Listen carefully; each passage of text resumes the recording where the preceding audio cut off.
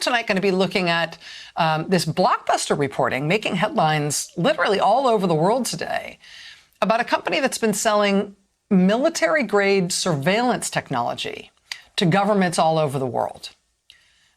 Even if you never click on a dodgy link sent to you from someone you don't know, even if you always change your passwords and they're really hard to guess, even if you keep all your software up to date and your devices up to date and you have all the latest security patches and you have two-factor authentication and all that other annoying stuff they tell you to do, even if you do everything right, this is spying software that can see every single thing that you do on your phone and everything about you that your phone can discern, including your exact location.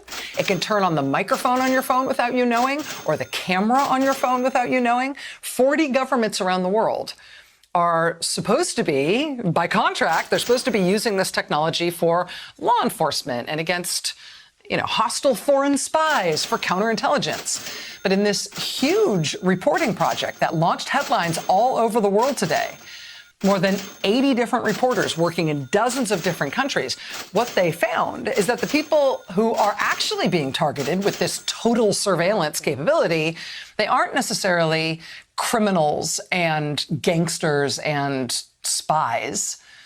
It's exactly who you think would be targeted with this kind of surveillance technology by a government that didn't feel like it faced any rules for doing such a thing.